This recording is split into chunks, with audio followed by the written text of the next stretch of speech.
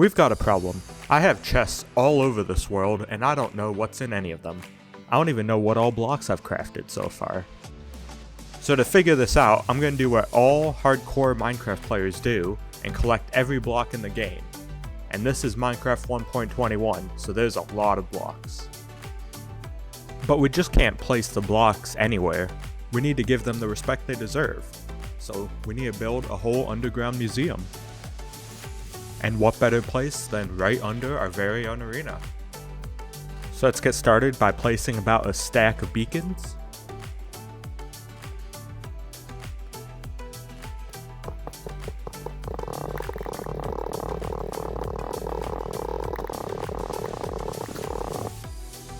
And now that we can dig faster than Steve ever intended, we can get started on this giant construction site.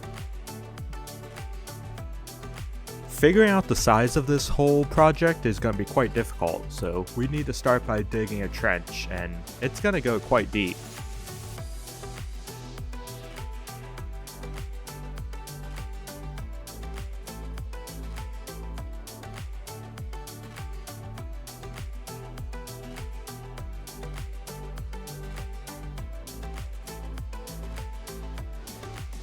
After about a week of digging and very little progress being made, we needed to speed this up, so we're going to go the TNT route, which means we need some gunpowder. Fun fact, when I started playing this game about 12 years ago, my name was actually Drumming Creeper, because I knew nothing about the game except creepers were in it.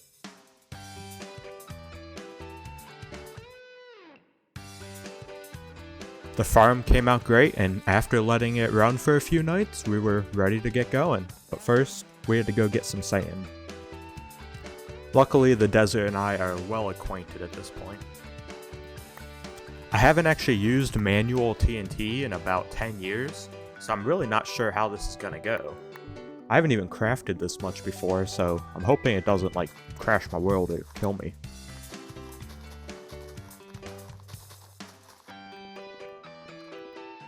And like all things, the moment of truth is here. Let's see how much a couple shulker boxes can do.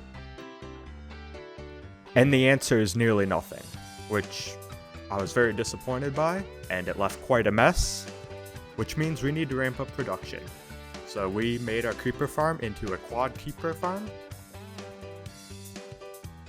And after just one night of AFK in this, I had more than enough, I thought. And the next thing is to finally make a sand duper. It's been a couple thousand days in this world and I've not made one yet. I think I just wanted the extra challenge, and I've mined a few hundred chests of sand and gravel, and concrete for that matter, but it's just time. It takes way too long and we're gonna need it for this TNT. If you haven't made one of these before, it's surprisingly simple. All you do is build down with the dirt like this, put a mushroom down, grow it, and it gets rid of the portals.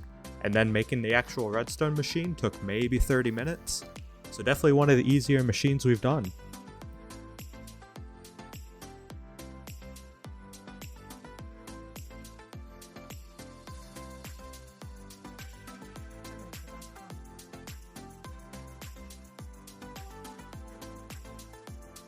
And after letting that run for a few hours, it's time to finally craft all the TNT. My biggest fear while placing all this TNT was a creeper coming up on me and blowing it up, and me being stuck within the range.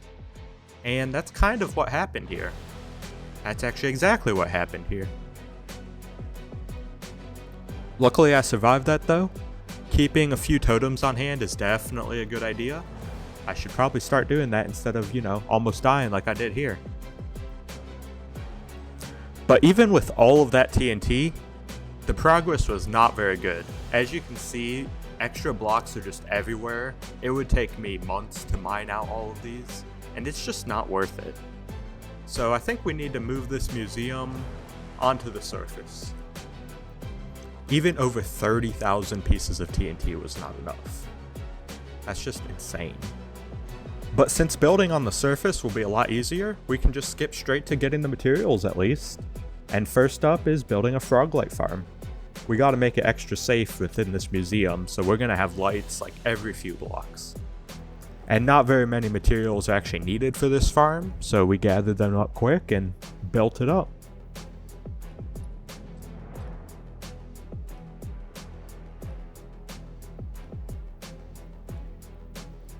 Next thing we need are some frogs, and I've not actually interacted with frogs at all in this game before, so learning how to breed them, travel with them, get them to the nether, it was all quite the process, and it took a whole Saturday, and yes, I wasted a whole Saturday on this.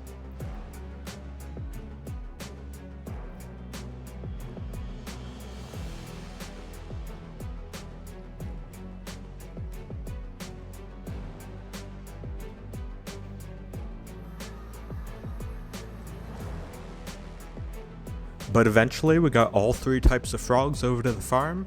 A few more than recommended, but we want this thing to be very fast, and it's time to give it a nice little test.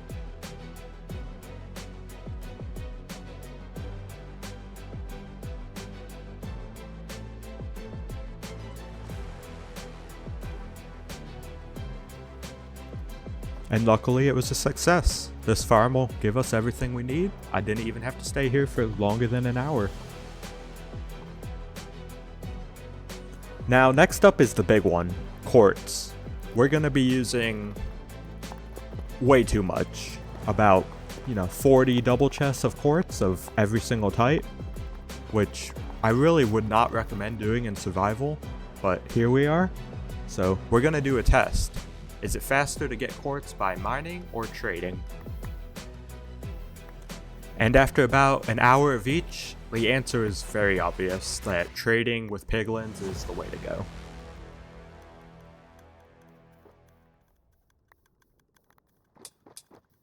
Unfortunately, my trading farm is not very great. I went more for looks last episode when I made this, but now it's time to actually kick this into gear, so we need a new farm. And it does everything we need. We got 25 or so piglins in here trading at all times, plenty of gold all ready to go, a sorting system, and it all works great. So now we just need to sit here for a while and let it go. And by a while, I ended up doing about a week. We also need a few chests of blackstone, so this is perfect for that.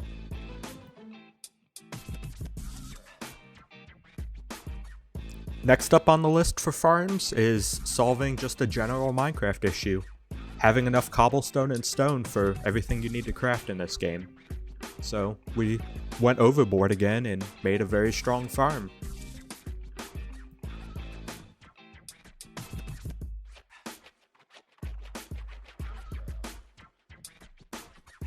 Now bear with me, I know this seems like a lot of farms, but this is a raid farm, and as you saw with all that TNT, it can be dangerous out here. So I need to solve this whole totem issue.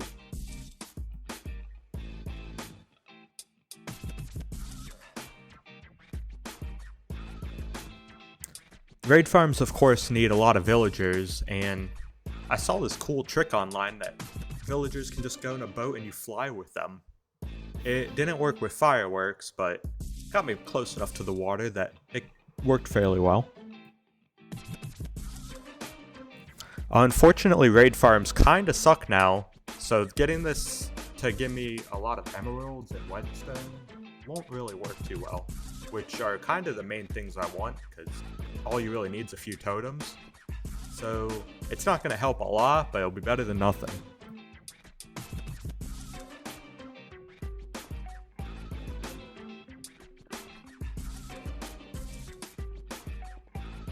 Overall, villagers just suck.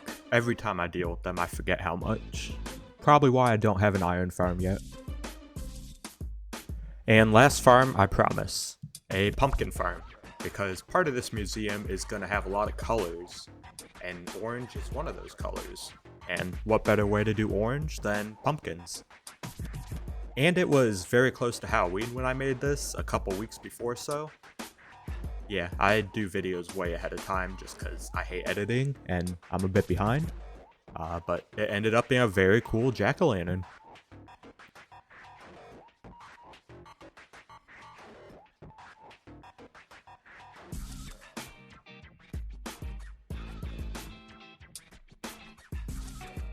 And after about a month and a half of prep work and failed mining expeditions, I guess you could say, it's time to start this build.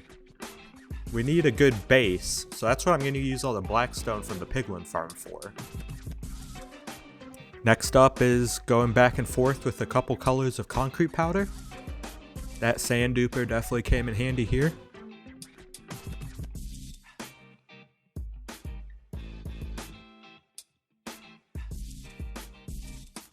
Followed by the start of our quartz juice and the frog lights.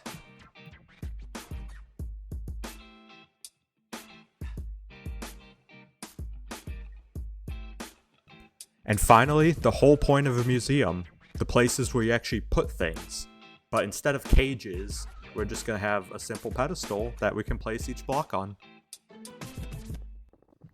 And now, all we need to do is grab the last few materials that you don't get from a farm, or at least I haven't built a farm for, and we'll be ready to start the color side of this. We're going to follow the rainbow for a color scheme here, Roy G. Biv, and we kind of followed the same pattern for each of the colors. There's concrete, terracotta, glazed terracotta, wool, but each of them have a unique block like pumpkins or the other ones. To speed this up though, we're just going to do a quick shot by shot of these colors going down. So here's red, orange, yellow, green, blue, indigo or cyan here, and violet. Now I wasn't too sure of this design going into it. I haven't seen anything like it, and getting the colors at the curves of these buildings was kind of hard because it's just a straight line, but I think I like how it turned out.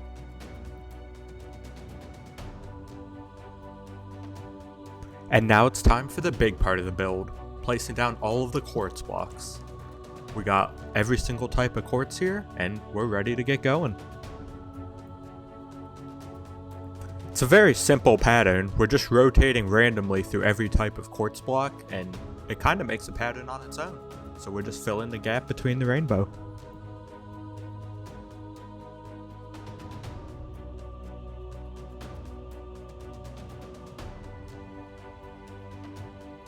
And just like that, the museum is now done.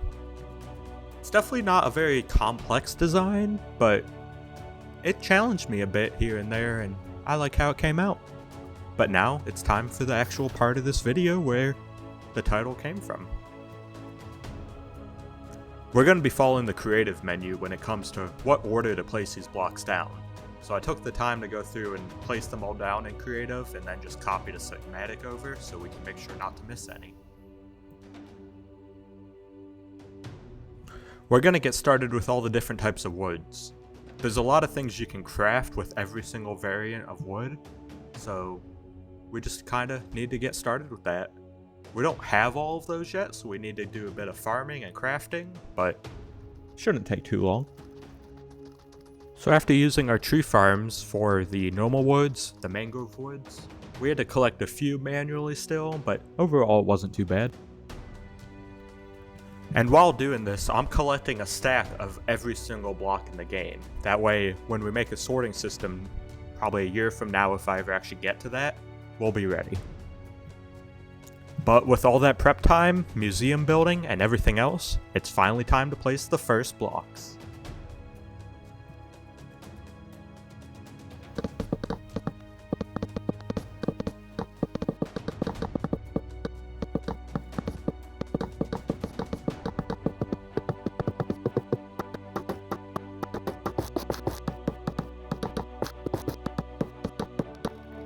After the woods, it's time for all the different stones and sands and everything else you can craft with them.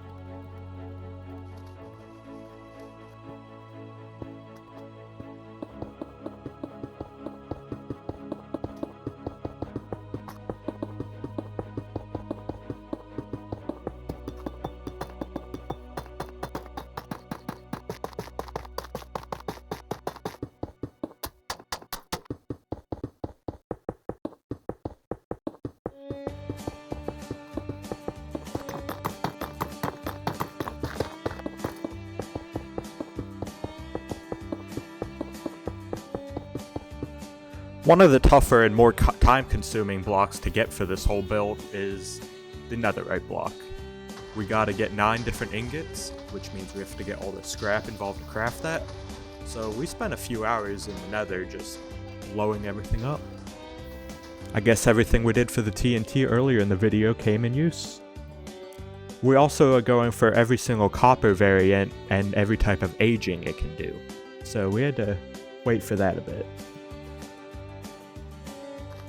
And because I wanted to get all the heavy crafting out of the way, we spent a night just getting every single variant of every color of block.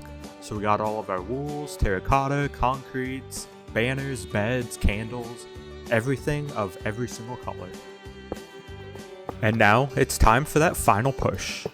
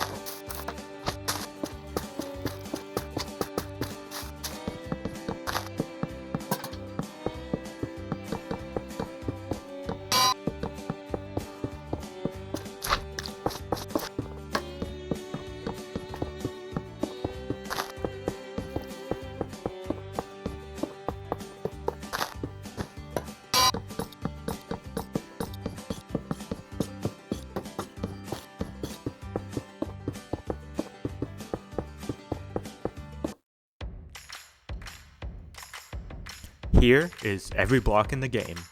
We did it. We went out, built a giant museum. We left room to grow for future updates. The resin update actually just came out a couple days ago while I'm editing this. I did not want to delay and go back and get that, but I will definitely be adding them in the future. So let me know what you guys think. Was this a great build? Was it not? Could it have used something different? How'd you think of the video? What was the editing like? Let me know what you guys think so I can do better in the future. Thanks, subscribe, like, and have a great day. I'll see you next time. Bye.